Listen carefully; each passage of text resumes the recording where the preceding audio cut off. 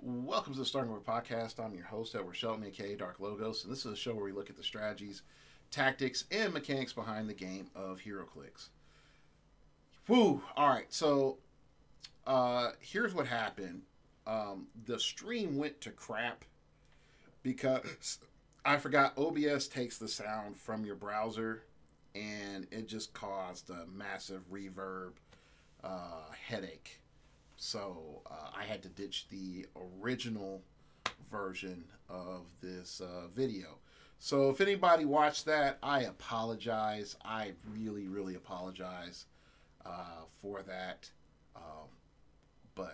Yeah, so I'm pretty much just going to represent everything and as best as possible. All right, so today's show is called the 25-cent problem. And we're looking at really a question that I've asked myself and a couple other people that are around me have asked themselves, partially in passing, but we never really took time to sit down and tackle the problem. And it's this: why is no one using Eclipso or Brainiac really anymore at all?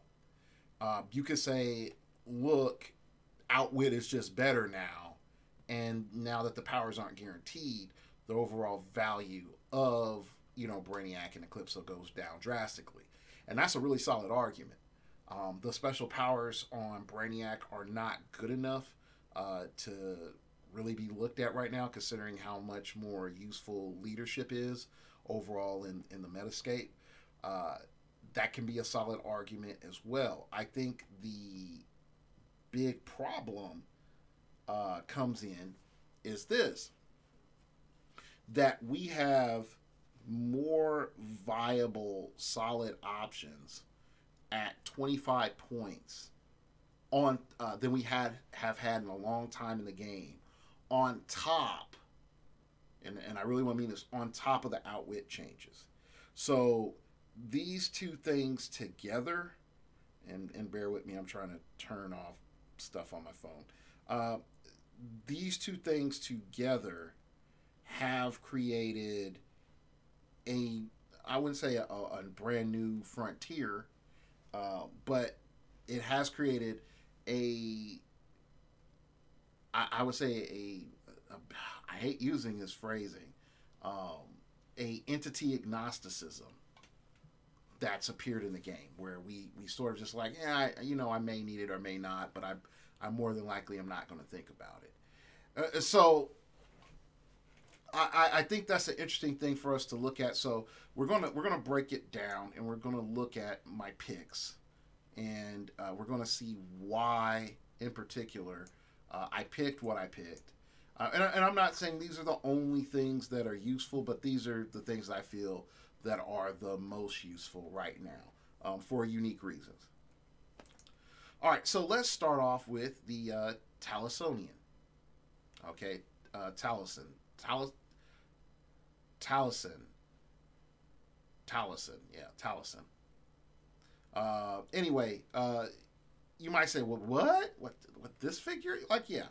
So it's a common. It has stealth, has willpower, but most importantly, it has incapacitate and smoke cloud at an 8 range.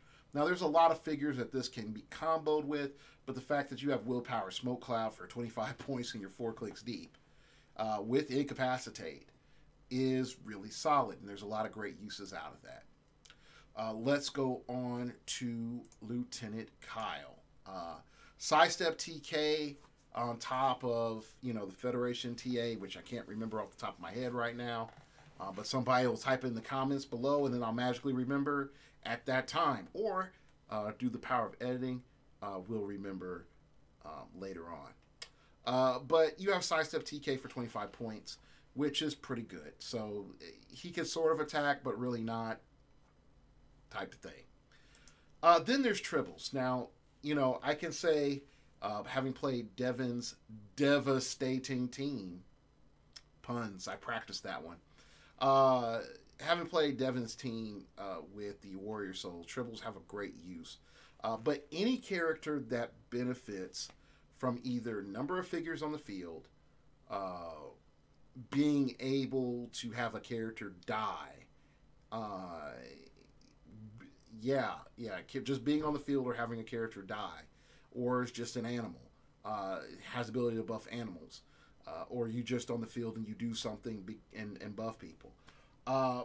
You benefit from tribbles. It's just sad but true.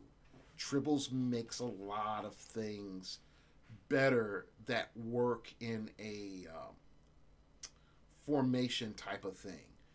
Definitely, as long as X character is next to Y character, you get Z effect. Tribbles are great. Dr. McCoy. This Dr. McCoy is 25 points, number 20E. He has support, but when he uses support, his attack becomes 11, and he has sidestep. And I really like that. Now, his trait is sort of fun, but I wouldn't play him for the trait. I would primarily play him for the support. Then you have Yeoman Rand. Now, Yeoman Rand has the ability to take a token, take a power action, but then take a token off of a character that's 50 points or less. And the main reason I really like this character is that there are a lot of support characters that really need the ability to get tokens taken off of them for whatever effect. And Bizarro Green Arrow, I'm looking at you. And Yeoman Rand is definitely one of those characters that would be really useful for that. So let's talk about Zombie Shambler. Look at his face. It's a face that undead mother would love. Zombie Shambler is on this list for one particular reason. Is that for his points, he is ridiculously deep. So he's 5 clicks plus toughness. The sidestep is okay, and the movement is okay. But you also have the zombie horde. At the beginning of your turn, for all characters with this trait, choose one. Move or close. Actions of the chosen type made by friendly characters with the zombie horde keyword don't count against your action total this turn. So functionally, if set up right, you can pick move. It can move out, let's say 4 squares, then sidestep, and then you just attack normally. And you can buff them up however you want. Or you can choose close, do that, and then choose close again, and, a standard close attack, and just do that.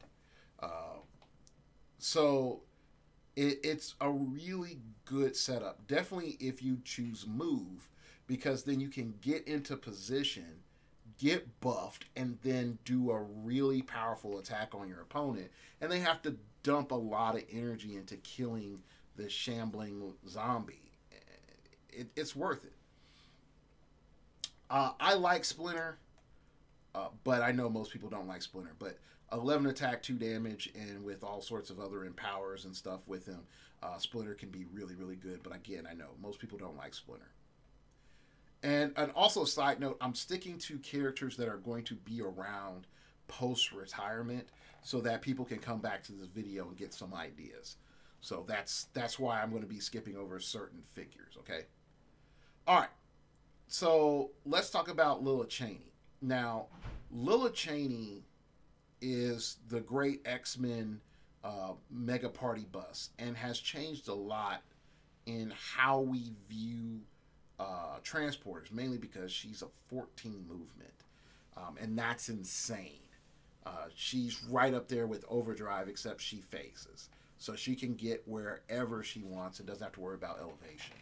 So the whole party bus with Lila Cheney is going to be questionable with not having Magneto, but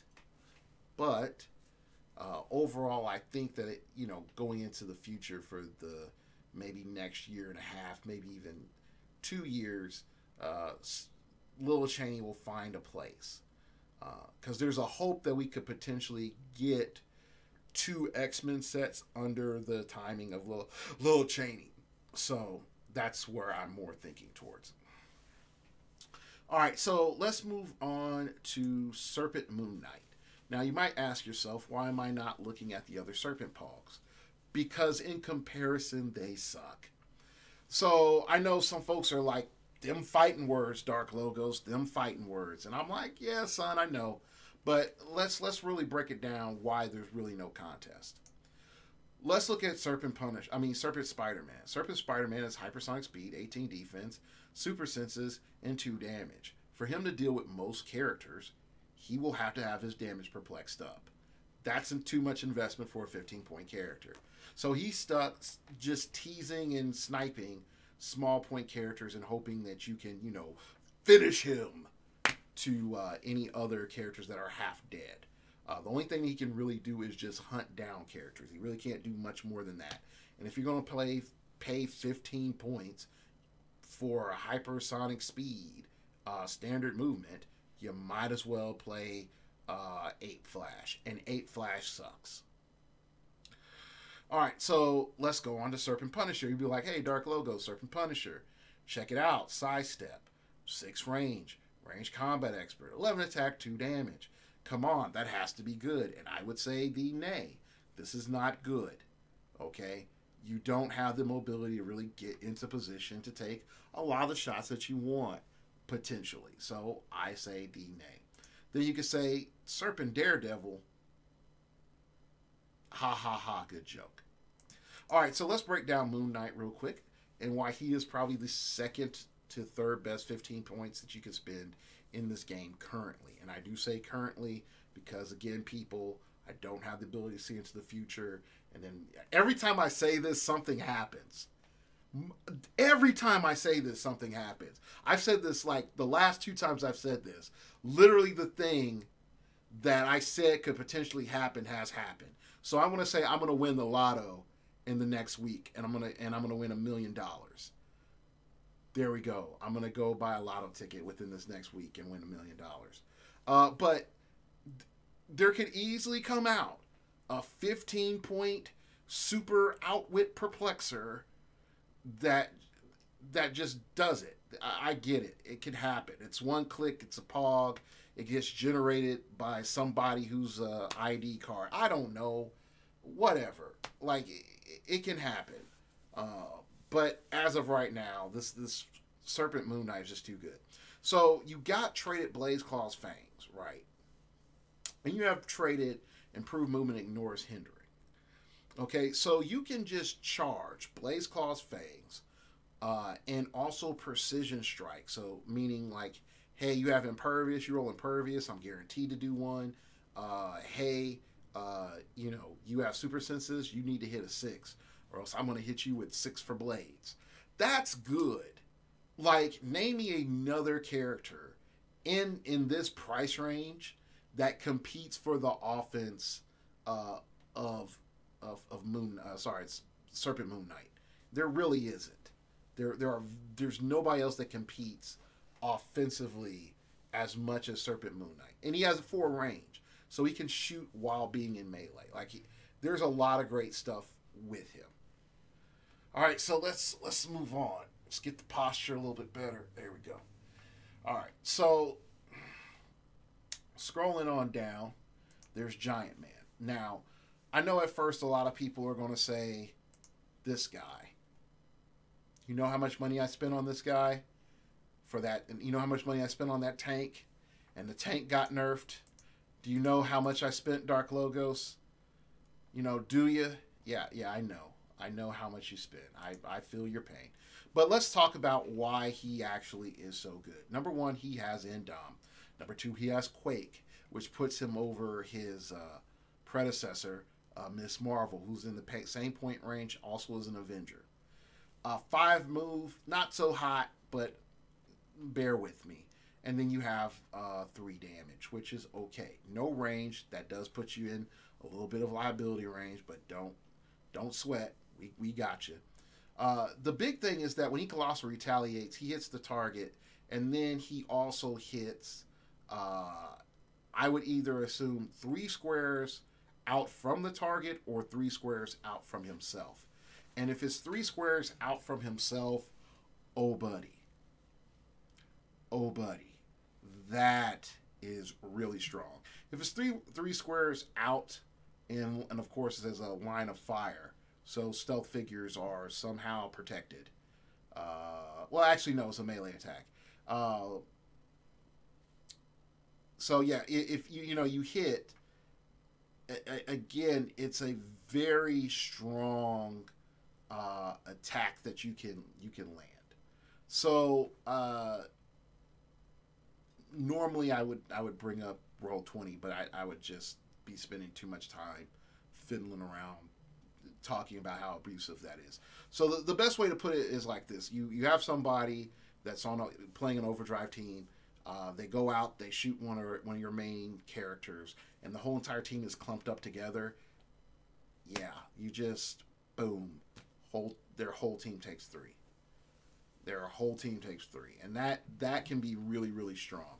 On top of having Quake, yeah, that's definitely a game changer. So overall, for your Avengers team, this giant man is good, and running two of them is really good.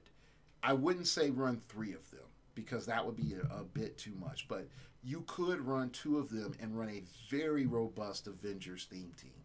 I think a lot of people would say, well, Sooter's better.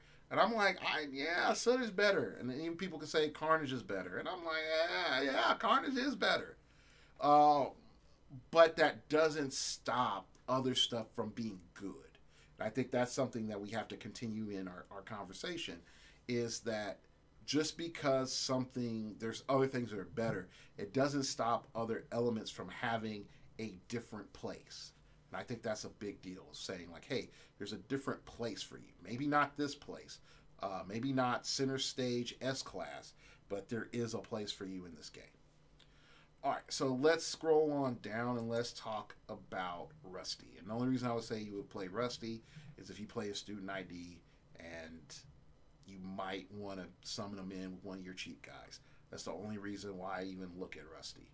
The little energy explosion, poison, and probability control on his attack.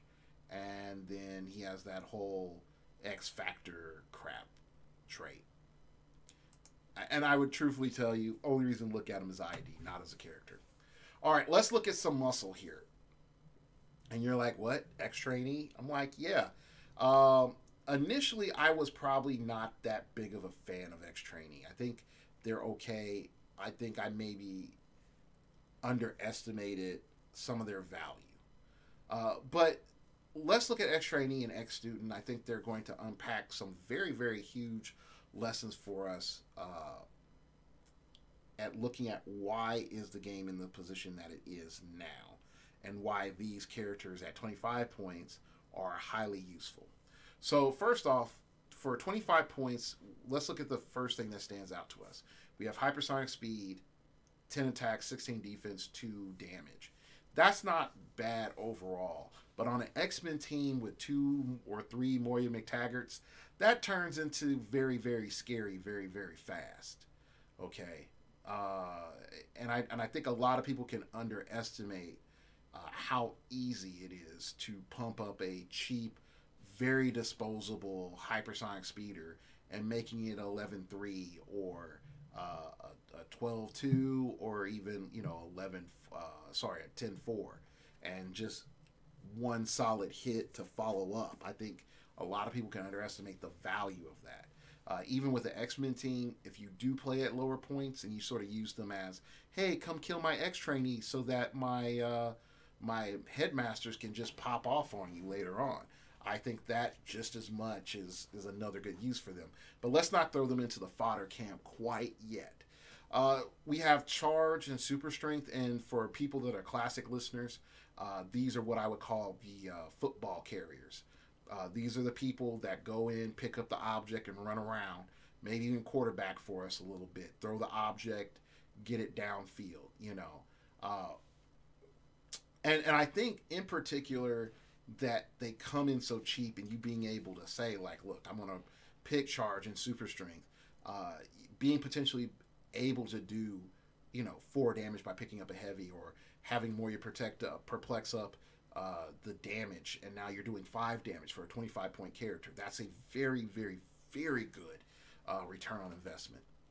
And then we're going to look at I would feel is the strongest option, or second strongest option, and that is the range combat expert at 6 range. the special power. That is huge. Now, I know some of you be like, what? Yeah. 6 range, range combat expert, and now you are a 11-3 functionally for your team at 25 points. That's easy to move and easy to deal with. Not only that, you can be a 12-2, but there's enough buffing in the X-Men right now where you can play like a chamber, and now all of a sudden that's a 1-2 silo going off. Combine that with a little Cheney and other stuff.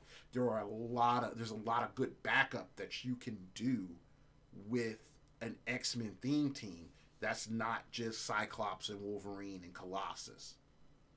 Okay, and so I really want to like go in on that. Like the X trainee paying 25 points for a flexible attacker is really great. So let's go into the X student, which what we're doing is almost a complete opposite. We're paying 25 points for a flexible support. We're already fine paying 25 points for TK. So us paying 25 points for TK with the X student, there's nothing wrong with that. But we also could come back and say, look, what if the lines of fire don't work out best for TK and I need a medic? There you go. Or maybe there's a lot of characters in the map, and if I set it up right, maybe I can get a couple of mind controls off. Well, then there you go. You have 11 attack, 4 range mind control, because mind control minimum range is 4. Okay, I would not go with plasticity and poison unless you have some sort of mega plan. And again, like people in the future who come back and say, yo, somebody that did really well at Worlds played X student and used plasticity of poison. I don't know, whatever future tech comes in that increases damage by 5. I'm going to say something absurd. So, but yeah, there's that. So overall, we can see that X student is really, really good. And of course, like I said, I've talked about Moira McTaggart, where you're getting leadership or perplex for X-Men, in and outwit, plus X-Men TA. That is a lot of value. And a student ID. That's a lot of value for 25 points. And probably one of the best things WizKids has done for us in the common slot in a long time. So big shout outs to them. Well, since Elseworlds, I'll take that back. Thor was good. So there was a lot of good stuff in commons and uncommons of Thor. All right, so let's talk about Odin from Thor Ragnarok movie set. He's great because he's a Asgardian leadership, also for ruler and warrior, but you're primarily using him for Asgardian. You're not looking at him for the additional 25 points trait, but you're looking at the gain Odin's favor trait, where once an Asgardian keyword character hits an opposing character, you immediately give them an Odin's favor token. And so if this is really good for characters that say, like, if I do +4 more than what I need, then X or Y or Z happens. This is really good for those types of characters or situations. But in particular, he functionally says, once any of your Asgardians hit with an attack for the rest of the game while they're on the board, they're +1 attack. And I think that's a really good thing for 25 points. Leadership, sidestep, being able to take tokens off of not prize support Thor, title Thor is great. All right, so let's talk about Rock Troll. Now, I like Rock Troll because, again, he's a better attacker version of the zombie shambler. Okay, he's less wide. He's a lot more scary up front because you look at his stats and then everybody wants to go just kill him. But once they throw that first attack at him and he's not dead, you're just like, Rock Troll, just hug him real good and will tell your wife and kids that you love them. But yeah, I do think that they have a place on the main scene. Definitely if you combine them with that 25-point Odin. Eric Masterson, I like Eric Masterson primarily because he's 15-point enhancement. And I know some of you are like, Henry, but Henry's going away soon. So if we're thinking forward, Eric Masterson is the future. He's Avengers keyword, which really helps your Avengers team. Not only that, he has a power action perplex for target friendlies. I know some of you will say, but hey, Dark Logos, it's a power action to use a perplex. And I'll be like, but I'm getting an enhancement. And so what's the deal? Like, I don't see it as too big of a deal. He has willpower when he has that power. So I think it's functional. The other element is that he's able to turn into Thunderstrike or into a Thor. And both versions have their uses, but I primarily am looking at him turning into Thunderstrike, which in the current game, before retirement, it can be really, really wily because once he pops out, you can use him as a secondary ID card summoner to turn your round table or turn your teleporter. But post rotation, you might actually be like, yo, let me try to get some swings in him so that he can power himself back up. And so that is something I find really, really interesting. All right, let's keep going on. Real brief note, I'm not skipping over completely the Colossal Retaliators from the Mighty Thor, but we've pretty much seen that the meta has chosen Carnage and Suitor for this season. And if you're in the school of PJ Bolin, you can include the Flora Colossus and the Holy Trinity of that. But primarily, we are not... Suitor is here. He's here in a big way. But I think more so Carnage's face is just too annoying for anybody to miss. So Carnage and Suitor, those are going to be your big frustrating elements going forward, and I sort of kick myself for not buying one when I had a chance. All right, let's go down to Ameridroid. Now, the main reason I look at Ameridroid is he has massive placement advantage with his Colossal Retaliation, which makes him better than a lot of other characters. And once you consider that,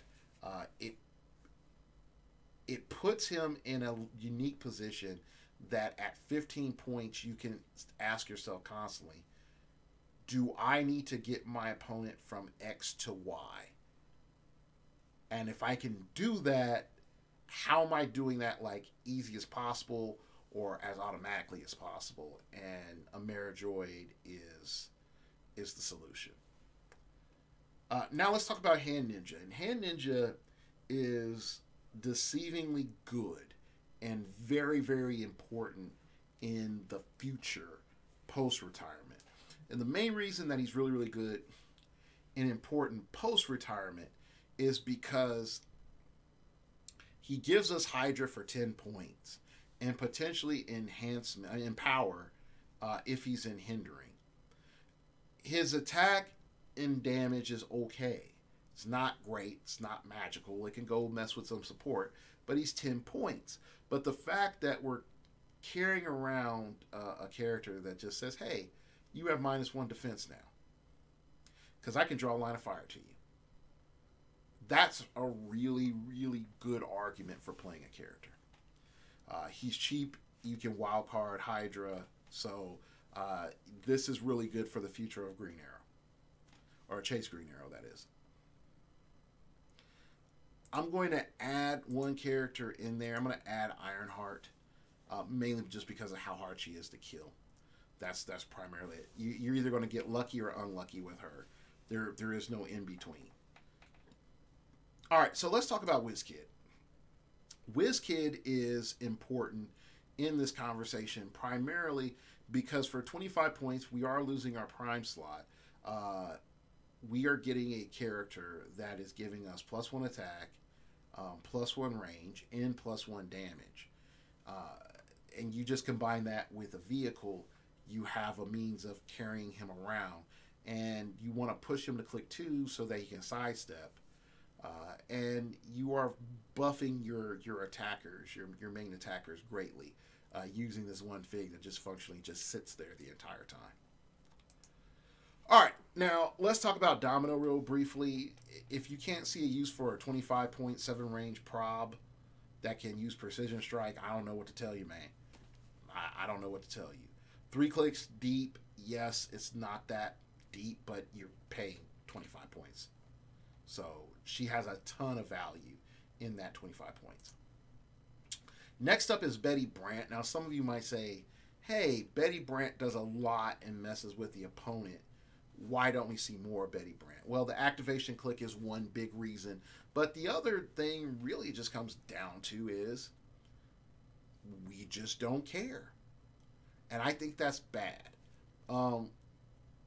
With a lot of the teams being, I'm on top of you in turn 2 and everything needs to be perfect turn 1, we don't really have we don't have enough actions to activate Betty Brant on. And if you're looking at being bombarded by shredders or overdrive teams or Green Lantern kill boxes or Green Lantern tanks, you really don't have time to set up Betty, and Betty might cost you the game before she even helps you. So while I still think she's good, you might want to think like, what type of team am I playing her with? And is it a team that I can sort of bunker down, with her? All right. And of course, Night Nurse, one of the best supports in the game. All right, so let's go on down to DC.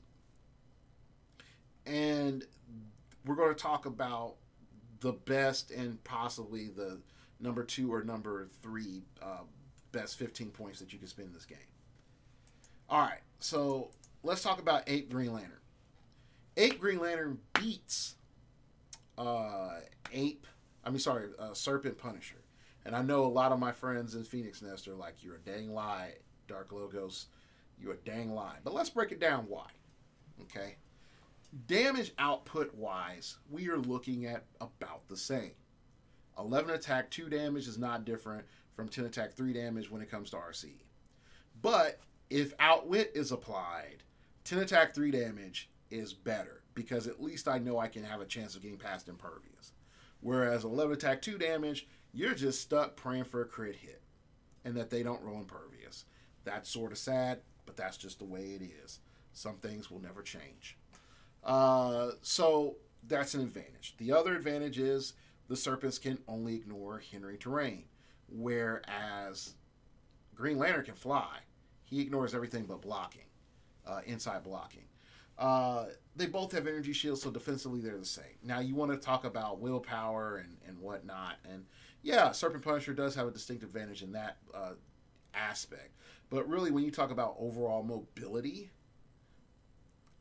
you're going to more need overall mobility than you need gradual mobility. So again, I look at Ape Green Lantern as just being that much better. He also can be a taxi, which Serpent Punisher can't be.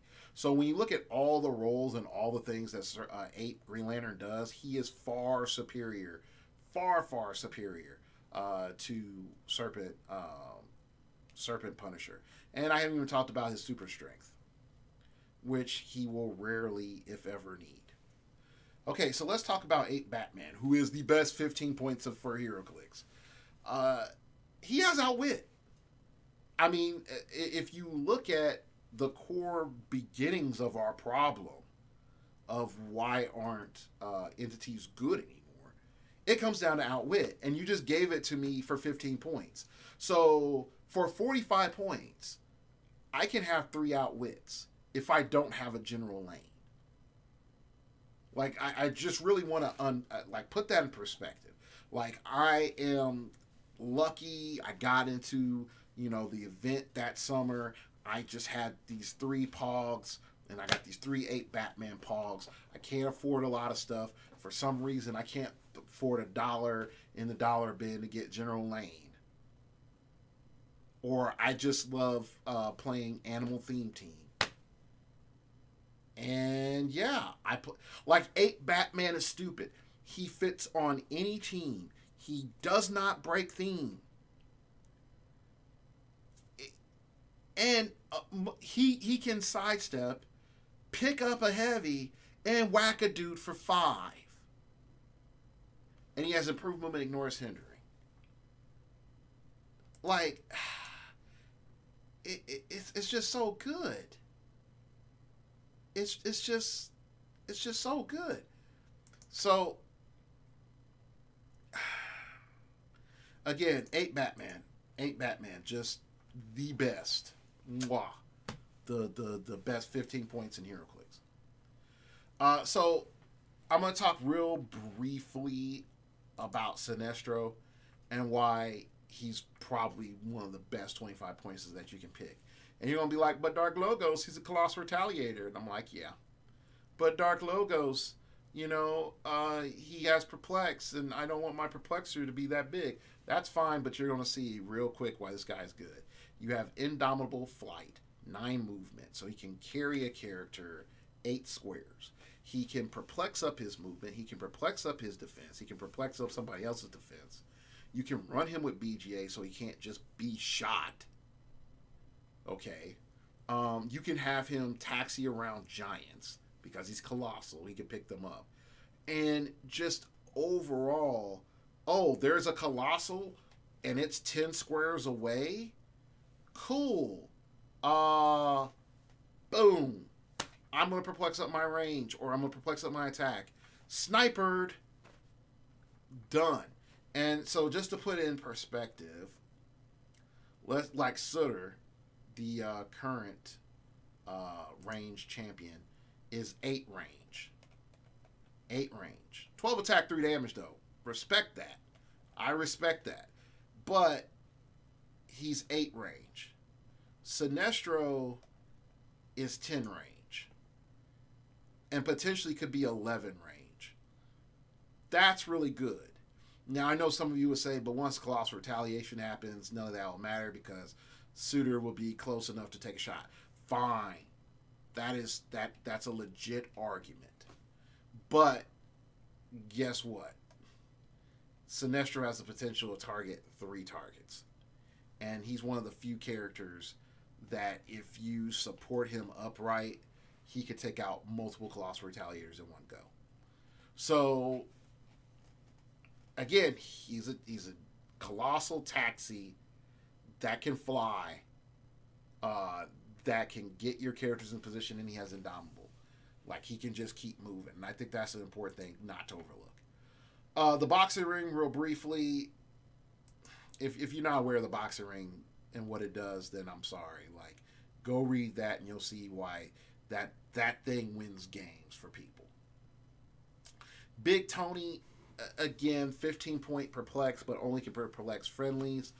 It's nice, it's useful, it's immediately gratifying. It's more useful than Betty Brant for the initial rush, but past that, he doesn't offer as much control as Betty Brant does with making the flyers -1 movement.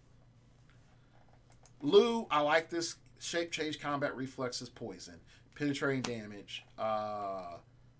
If you use, when Lou uses it, you give him an action token that has penetrating poison. I like it.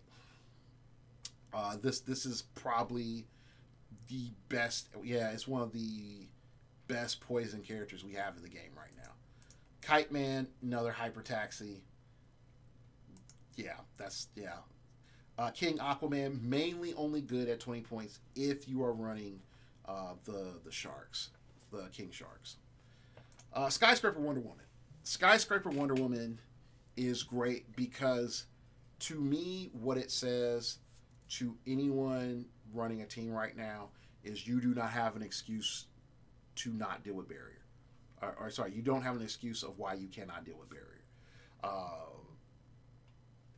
15 points, sidestep, 7 movement. If your opponent shoots one of your figures, hurts one of your figures, and you're just like, oh, they put up barrier, I can't get to them. Skyscraper Wonder Woman says, oh, really? Boom, boom, boom. Clears out all of that, and then says, Colossal Retaliate. And then sidesteps back. It's literally that silly. Oh, all of the debris is gone. Great. Now we can shoot them. And for 30 points you can have two. So and they can be a taxi and they're indomitable. Like I know folks are like, Edward, I get it, the Colossals could carry now. Oh. But I don't see people utilizing the flexibility of these characters while at the same time saying like, maybe I have to be crafty with my maps. Maybe I need to use, this as like bait. Like there's so many good rich things that you can do with these characters. I just don't see a lot of people utilizing it.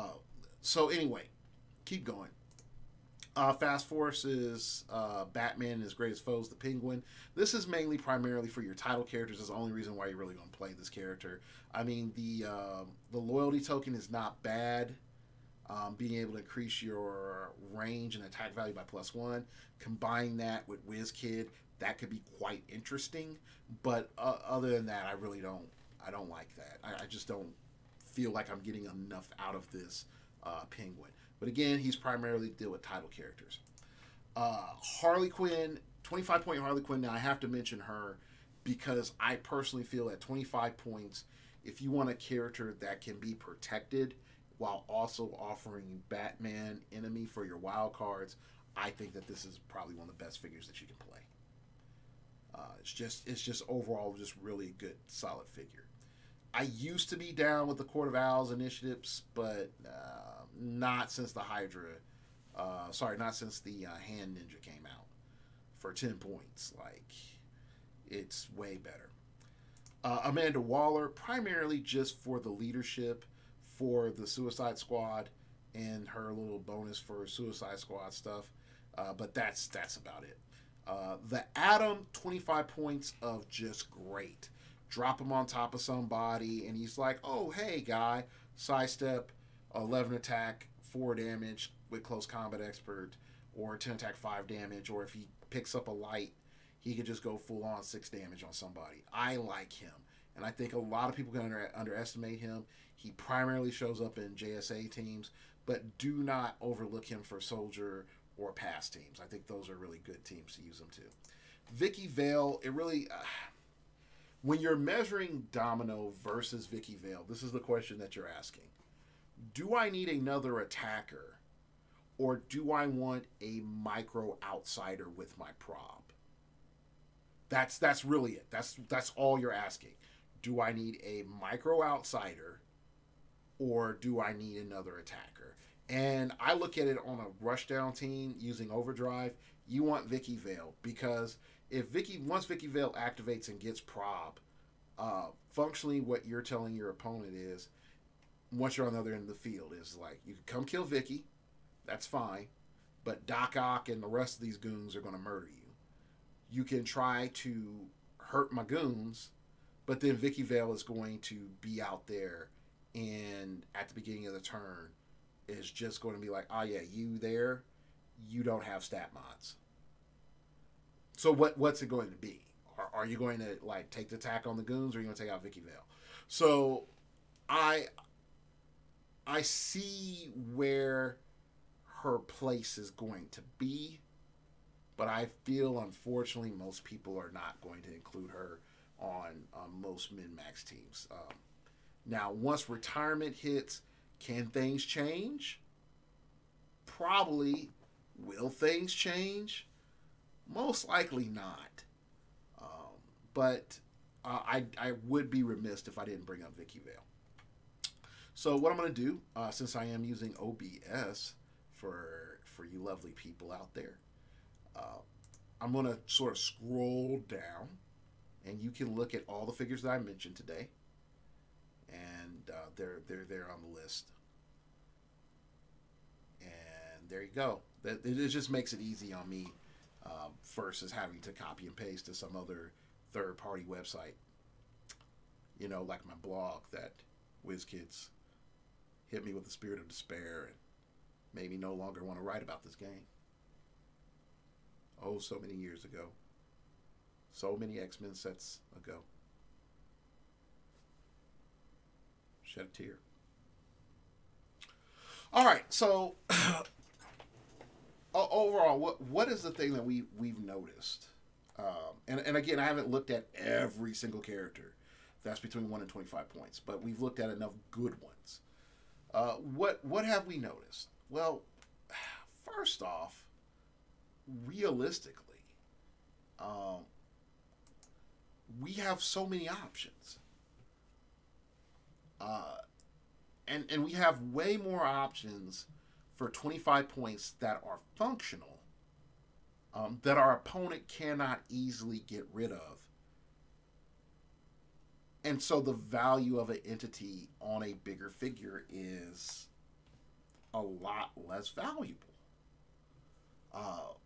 So like let's do something simple. Let's just say I have a Hand Ninja and Serpent Moon Knight. That's 25 points. I have a debuff to lower my opponent's defense by 1 from a ranged attack, which I can apply to all of my characters, not just have like a +1 attack to one character. If my attack is coming in as low as a 10 in the current meta. And so you really are looking at 11s and 12s are almost mandatory to make sure that you're going to hit. So being able to lower defenses for multiple characters is useful. And Serpent Moon Knight just comes in with an 11 attack and Blaze and Precision Strike to go in on characters that might have Impervious or Invulnerability and hit, or Super Senses and just hit with Blades. It's functionally a better follow-up attack. Okay, so if my opponent takes out both characters, I've lost 25 points instead of like my opponent just alpha striking or focus firing in on my main hitter, and I lose my main attacker plus 25 points. So we're seeing like, oh wow, this actually may be a little bit more substantial than we thought. So let's go ahead and look at like another combination of like, let's just say the second idea. We'll forget the other combination of 10 and 15 points.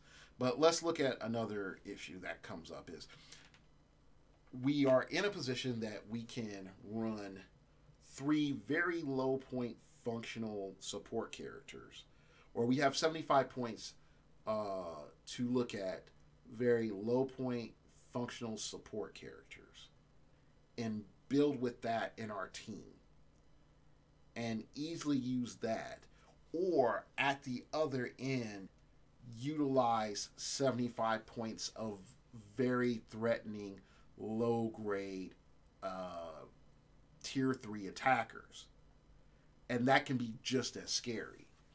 And so let me try to put some things in perspective. Okay, so I start off with Lieutenant Kyle, and then I scroll down and I say to myself, okay, my big super tent poly guy, I have TK, what else do I need? Well, it would be really great if I had enhancement and maybe a perplex. Okay, boom, I got Rock Troll. Okay, boom. I mean, not Rock Troll, I got Eric Masterson. Boom, I got Eric Masterson. All right, great. So now I have my perplex and I have my enhancement for my great running shot attack. So I can be plus defense or plus attack, and I'm going to be plus damage or plus 2 damage or whatever. All right, so if I get hit, I'm in really big trouble. Well, yeah, that sucks. So I could choose between Dr. McCoy or Nurse Chapel, like either or. You could prefer Nurse Chapel because she has willpower. All right, great. Or Dr. McCoy because he's 11 attack, whatever. Okay, boom. I haven't even spent 75 points. And I've covered my perplex, my enhancement, my TK, and my support. Okay, but let's just say I'm that type of guy where I don't think about support, and I don't have a prop. Boom, 25 points domino. Right there. So now I have prop, perplex, enhancement, and a TK. All together for 75 points. Actually, sorry, less than 75 points. I apologize. So it's 65 points. I can do the math. I maths sometimes. So 65 points. I have here in the modern age of heroclix what was classically probably 75 points, 65 points. Let's see. Medic was 20. Paramedic was 20. That's, I think, like that's vet paramedic. I only really use vet paramedic. I very rarely use rookie. Paramedic. Rookie Destiny. So that's 40. And con artist. So that's 55. Rookie con artist. So we're already at 55. And I don't think there is a 15 point TK in the game ever. Because I think the cheapest was Mandroid Armor. I think Mandroid Armor was the cheapest TK. And again, people, I'm sorry. I know I should have went to the other window. But this is going to bug me. Less than 15 points. Less than 15 points. And TK. I think it's Mandroid Armor.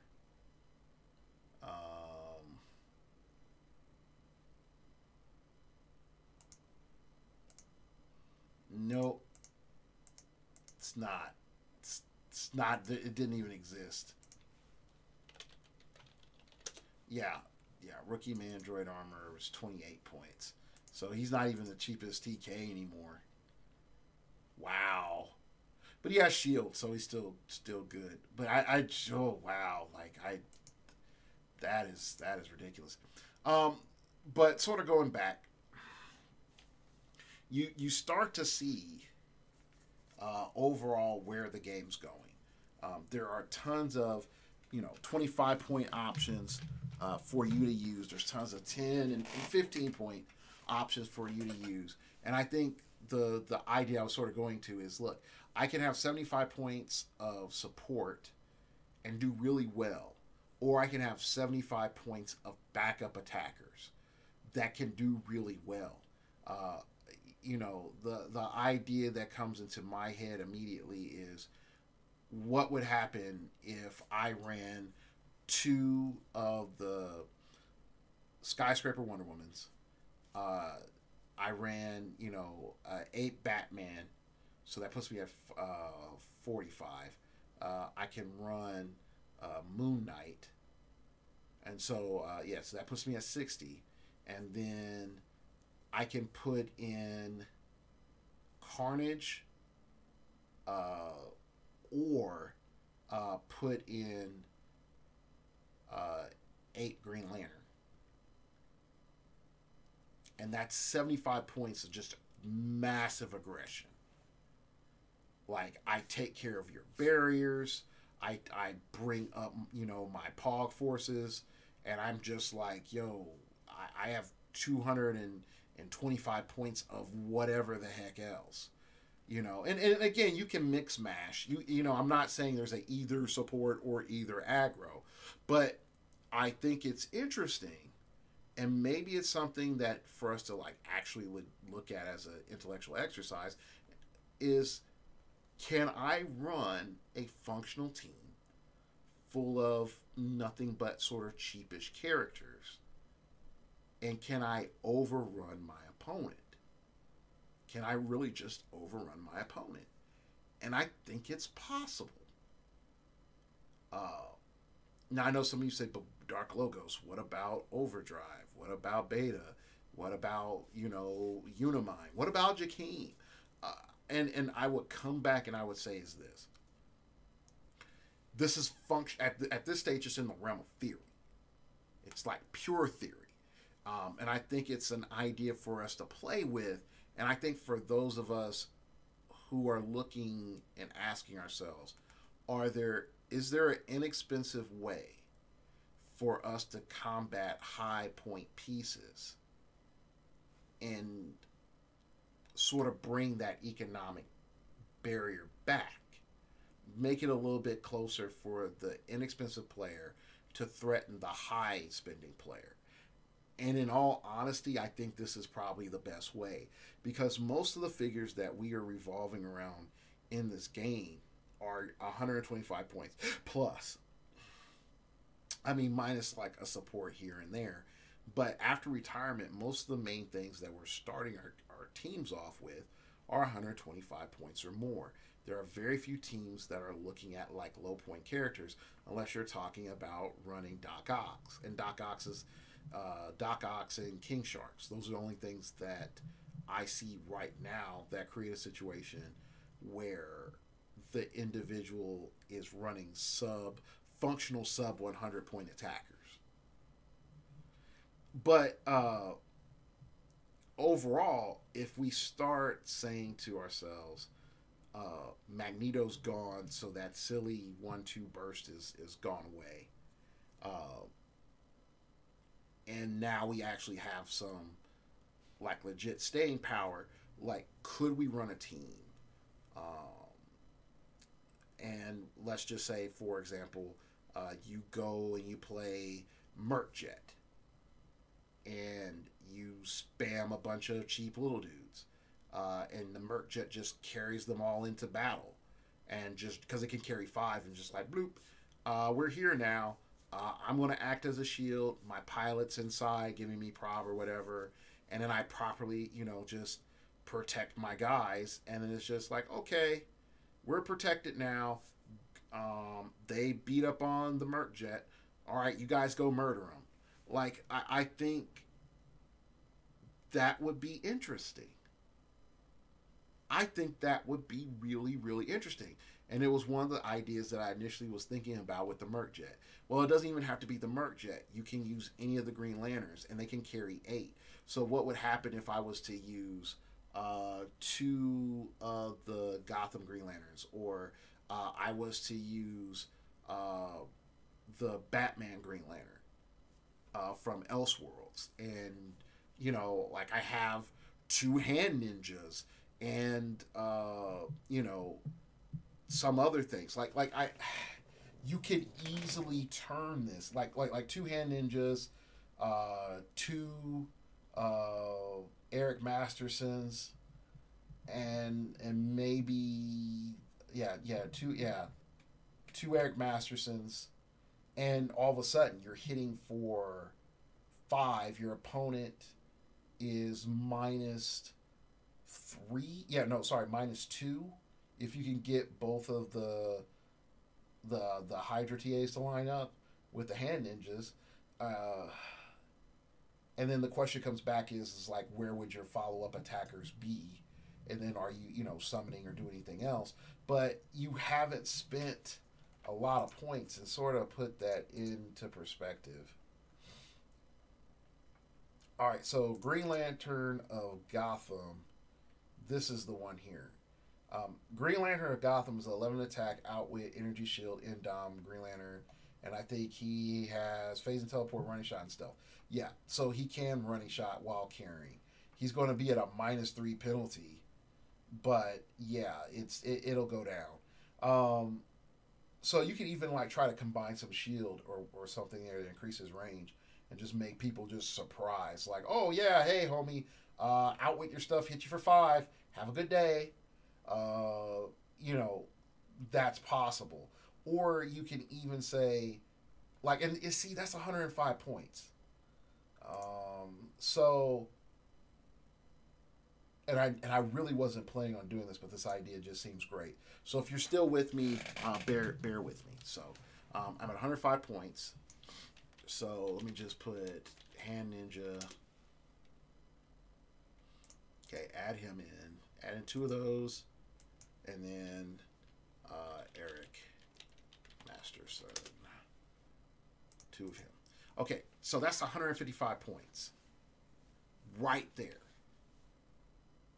Okay, so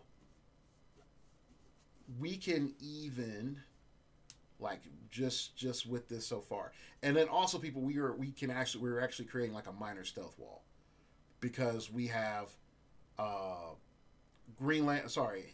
Ninja, we'll just say Batman, Hand Ninja, and then behind is Eric Masterson, Eric Masterson.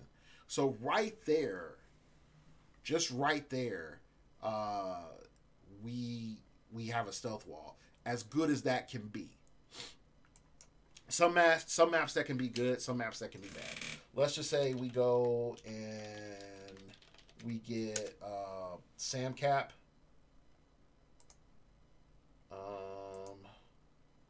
Sam Cap. All right, so that puts us at 225. So now I know some of you might be saying, Sam Cap, why Sam Cap? That doesn't make sense. Okay, and the main reason that I'm saying Sam Cap right now is that, number one, we can still carry her. She's also going to start helping offload some of the penalty that we have for carrying so many people. Yeah, so that's the other thing, is that she's starting to offload some of that penalty. And then we have 75 points left that if I'm looking at post-rotation, I can just literally say Goblin King. Like, this is just me being lazy, people. This is just me being 100% lazy. This is not me like fully on min-maxing this, but this is just like first draft off the top of my head.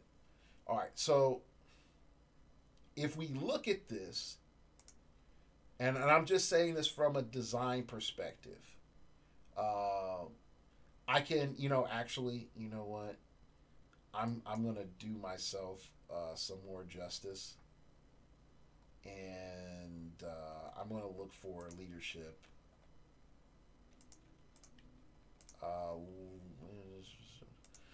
You all are with me, and again, like, I'm probably going to make somebody's team that they're going to take to a local and just scare everyone.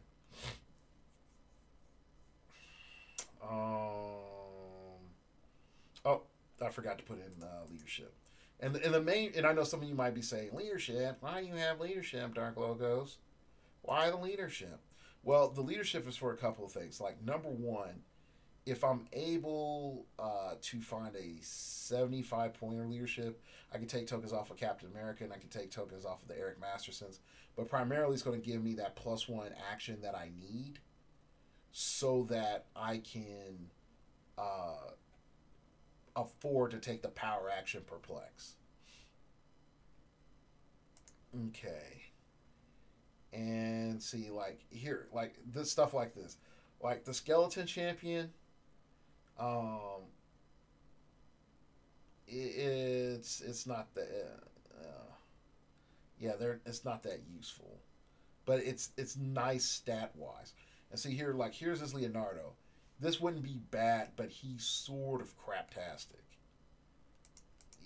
Like, he's sort of craptastic. See, there's this Kang. This is not what I'm looking for. Nobody. No, Leonardo. Oh, Space Leo. Okay, so we'll just say Space Leo. There is Thermite Shredder, which in all reality could not, it could be okay. But this is first set Ninja Turtles. I'm wondering where this promo is, because this promo is actually pretty good, but we don't have it. Okay, here's another one. Earth X Cap. Now, I know some of you are like, oh snap, Earth X Cap. And it's like, yeah, oh snap, Earth X Cap. And the main reason I'm looking at Earth X Cap is Captain America used leadership, and it can't be re-rolled when he succeeds. Instead, remove an action token from up to 150 total points of other friendly characters, regardless of adjacency or point value.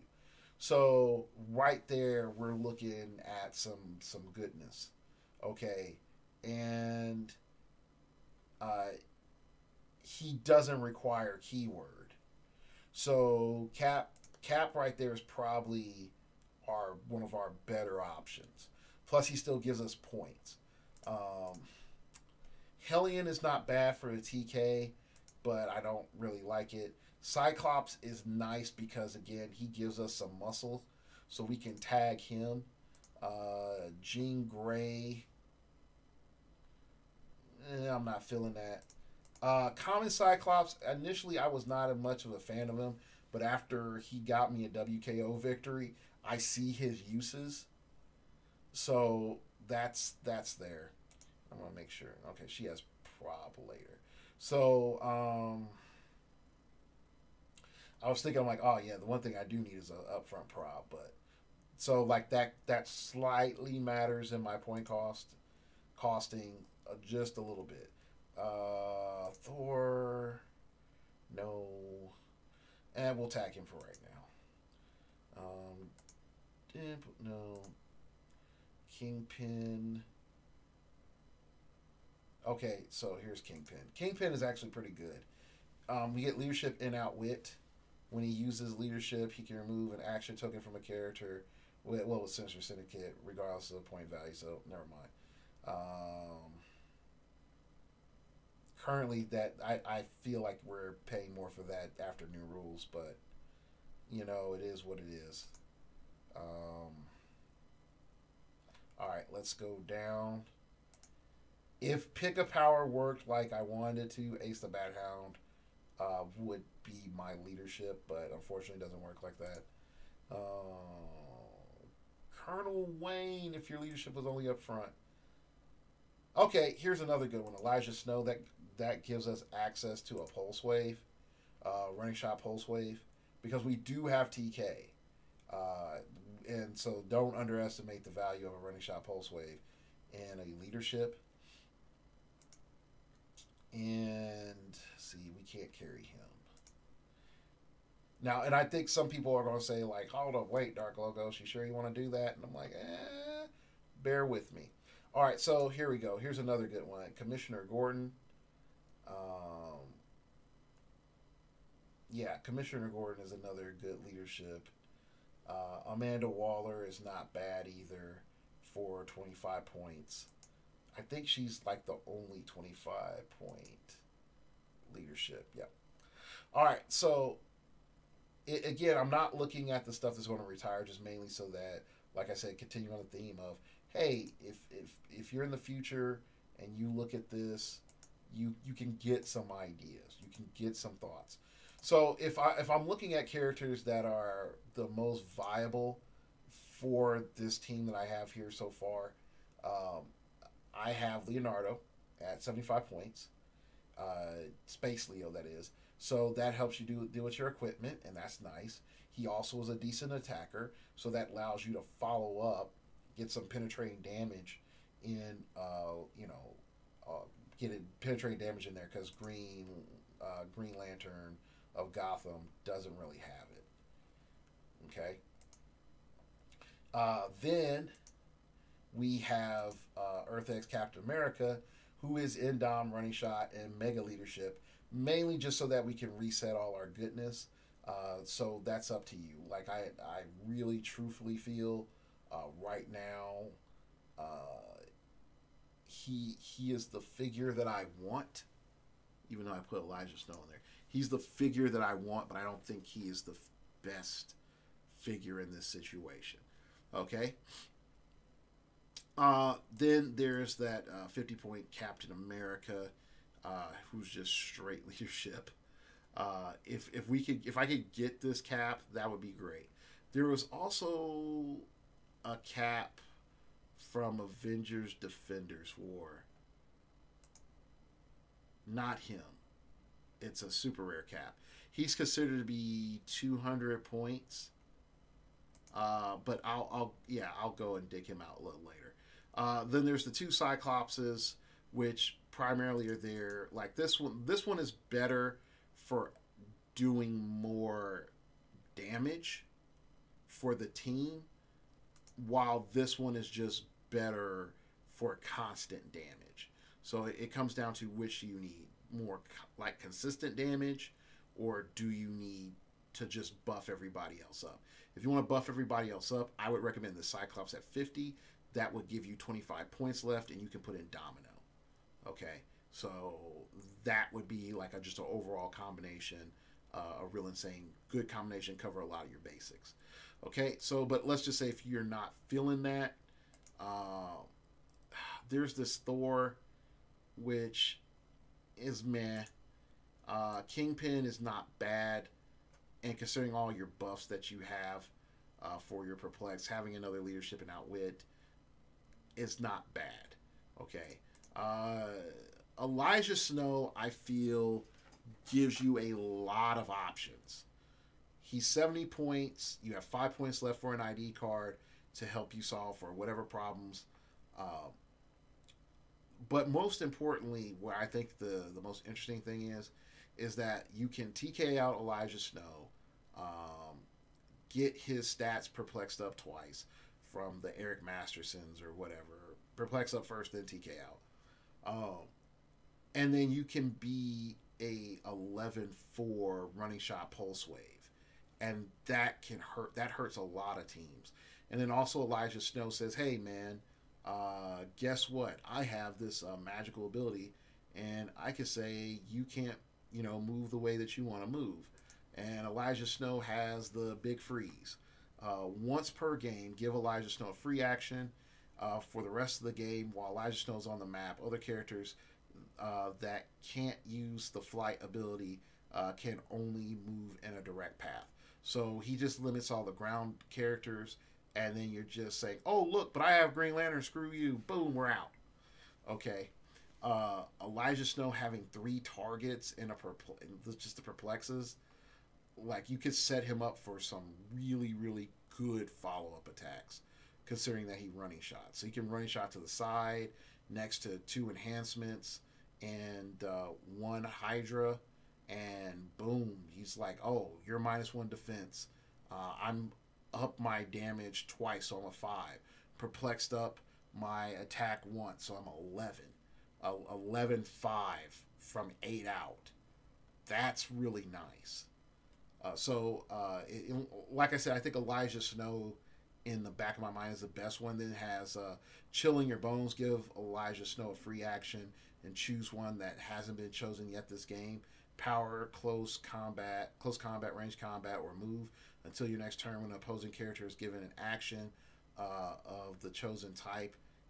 After actions resolve, give that character an action token. If you can't, deal them 1 unavoidable damage. So you can sort of punish people saying like, oh, you're going to shoot me? All right, cool, bro. Range combat. Come at me. You're going to have to do that. Or you could just be like, I'm up here, and if you're going to come rush me with all those guys and move up, I'm going to go move this turn. So now I'm going to be in a position, once you come up, you're going to get an action token, and you're going to be double action tokened. Deal with it. Oh, you don't move up? All right, now I got you. So there's so many shenanigans with that.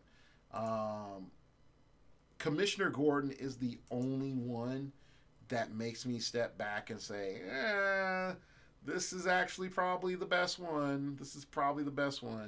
He gives, Commissioner Gordon can use enhancement and leadership, and he may use each only if no other character has used that power this turn. So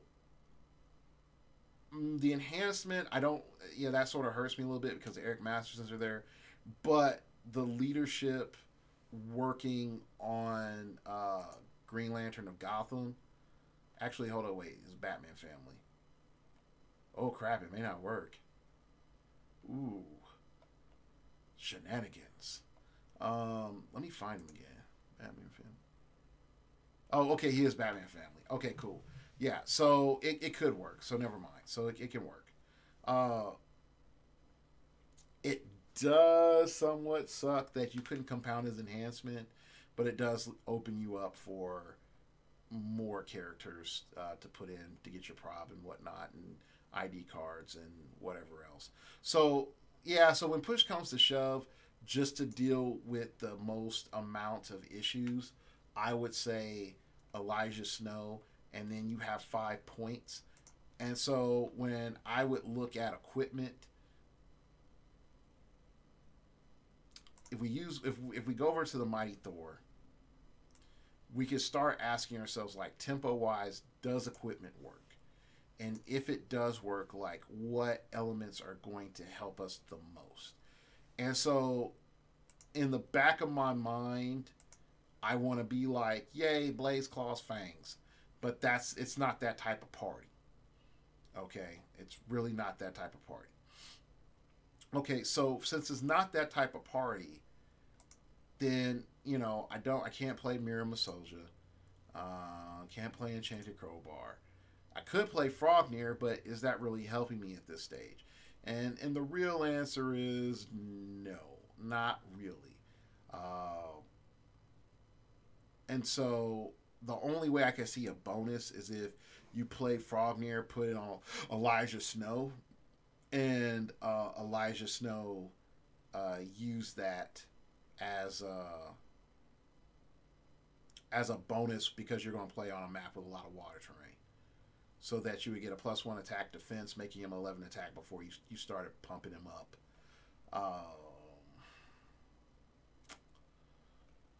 The thing is, it's not Mace.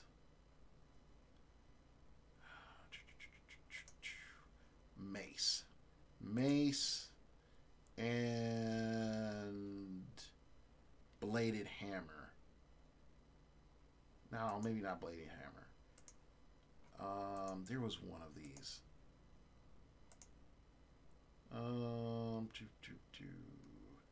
I know this is bad, people. You're just like, oh, Dick Logos can't get his stuff together. Well, this is also on the fly, so just bear with me because I didn't plan this out. I didn't originally record this, and this actually just seems interesting, and I feel like this is worth sharing with everybody. One of these items gives you just knockback.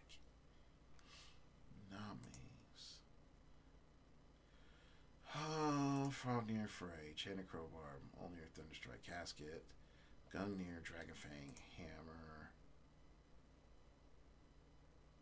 Action Mace. Okay, so Mace. Yeah, so that's what I was thinking of. Okay, so you can play the Mace, and then you play all new Wolverine ID. And you put the Mace on Elijah Snow. Yeah, that's what you do.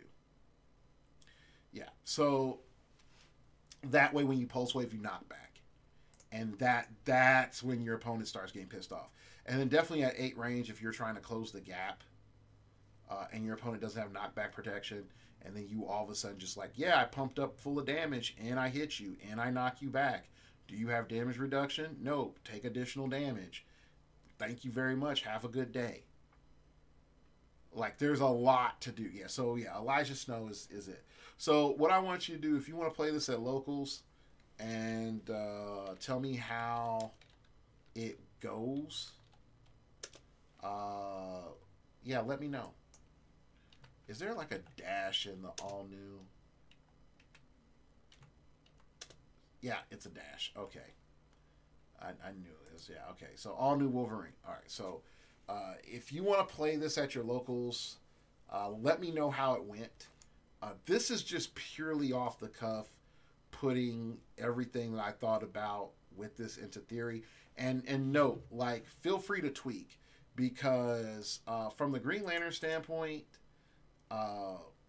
there are a bunch.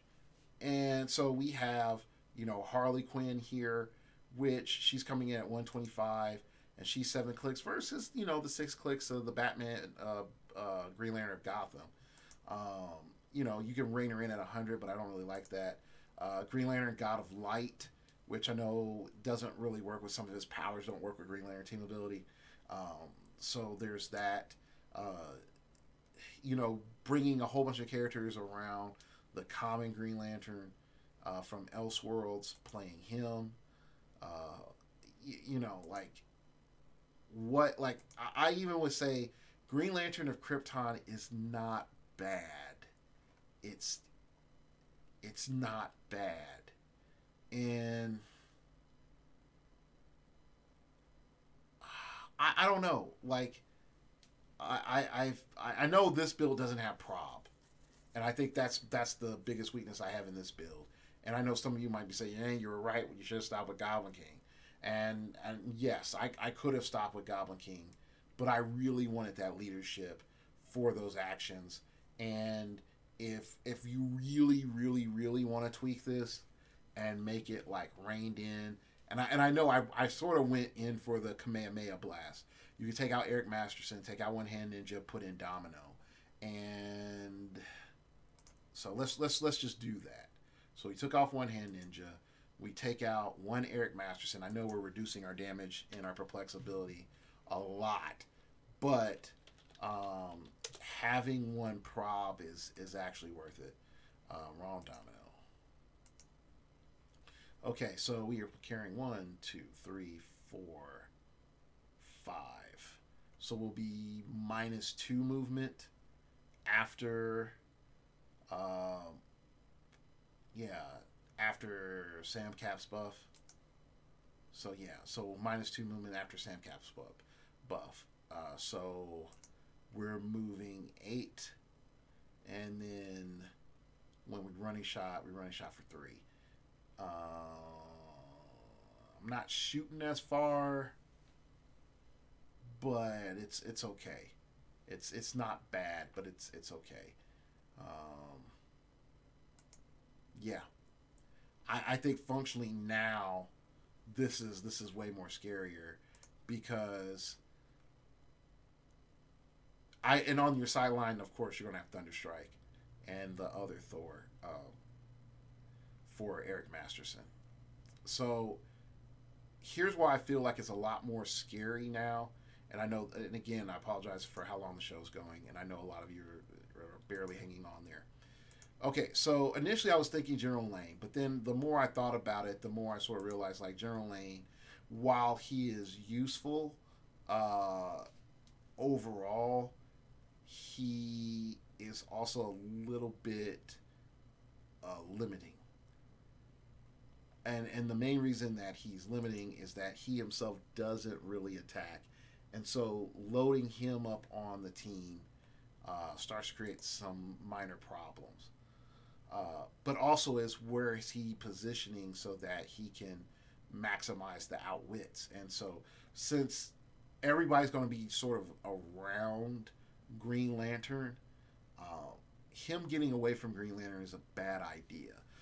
Even though multiplying outwits is a good idea, but not particularly on this. Not how this is specifically set up. So, because you couldn't get it off where it's just not, General Lane outwitting. You could either running shot make the attack or be stuck with General Lane being like the only character to outwit, because Green Lantern of Gotham already has outwit.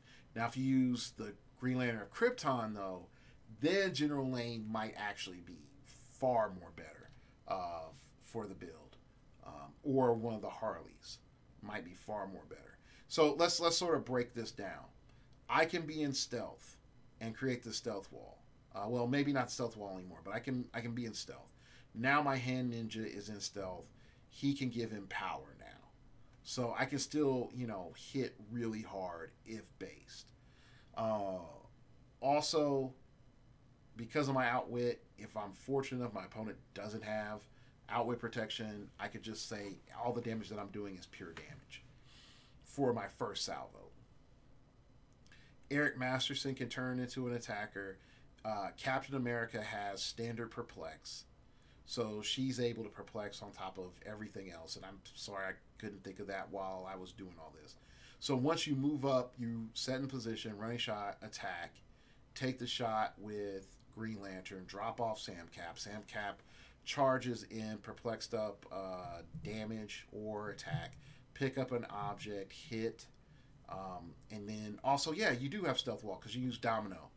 Domino sits up in front to create the stealth wall if you wanted to protect your Eric Masterson and technically your Sam Cap and your Elijah Snow in the back. So, yeah, like this still works. This functionally still works. You're not theme and then picking the map that it all works out the best for you on. that's something as well. I would not recommend Wakanda because this really is not a Wakanda team. Um, but I mean, overall, you can see how this pans out. And even if you want to start putting in perplexes to add to your plus movement to counteract the penalty, you're good. You're good. So again, like I said, if you want to try this out, I don't feel that this is a insanely costed team. I mean, I think the most expensive things on here are the Captain America and the just the Captain America and the Thunderstrike. If you want to use Thunderstrike on the sideboard, but you don't even have to do that. But yeah, I think this is a really fun team that you could take to a locals and surprise people with how effective it is. Because some people will say like, well, wouldn't I just see through stealth? And I'm like, yeah, you could just have your stealth seen through, but at the same time, you're able to set up in such a way where when you drop ship on your opponent, they're not really able to do a lot. So, like, to put it in perspective, you can have it set up where you can perplex up Sam Cap's damage with Eric Masterson and have her perplex up her damage again. And then, so when you approach, all of a sudden she is, I think it's like 4 damage. Yeah, she's 4 damage with charge. And she's super punishing then. So, yeah, I think this is good. So, all right, let's wrap it up. As you can see, the thought process looking at characters over, in that 1 point to 25 points, makes it really clear that the amount of consistent value that we're getting is outweighing anything the entities are providing. So I see why they disappeared, but I also see a treasure trove of untouched potential by the community in this low point arena. And I think that's something that can change. I think that's something that we can delve into and start playing with. So yeah. So you can email me at, you can follow me on Twitter at StartOverPod. It came from outer space and told me, man, you want to head to the microverse of 893B7C. Because in the microverse there, they have a microbrewery that makes immortality serum, but it makes you micro. Yeah, trade-off. Tiny person, immortal. Yeah, I don't know. So, you can check out all my new shows are always going to be broadcasted through Twitter. So it's better to follow me on Twitter than expecting the powers that be on YouTube to notify you. So that's the best way to know when a new show is up, because they'll always notify on Twitter. You can also email me at startingoverpodcast@gmail.com. That's startingoverpodcast@gmail.com. If you wish to opine, keep it pithy, keep it interesting, keep it awesome, baby. Let me know what you think of this thought pattern, looking at these characters, these sub 25 point characters, and what we can do with them. You can donate to the show by going over to startingoverpodcast.blogspot.com. And I like to thank and give shout outs to all the people that have talked to me for coaching. I do coaching for $15 an hour, and I feel that's a great value to help you as a heroclix player become a better player and be a higher caliber player. You're able to talk to me one-on-one, and I'm able to customize the whole experience towards what you want to work on. So I definitely think that it's something that you want to check it out. And definitely, if you've been consuming the content from this show for a while, and you're like, man, Dark Logos gives us a ton of free stuff, I want to help them out. And also benefit myself. Think about paid coaching. Something that I can do during the weekday or something I can do during the weekend, as long as it's not on a Wednesday when I'm streaming or driving my dad around on a Saturday morning. But yeah. So that's pretty much it. Again, if you are the one person on Twitch, I'm really sorry. Really, really, really sorry for the audio. And I'm still working on getting the kinks out of it. So thank you for listening and thank you for watching. And remember, we all have to start over sometime.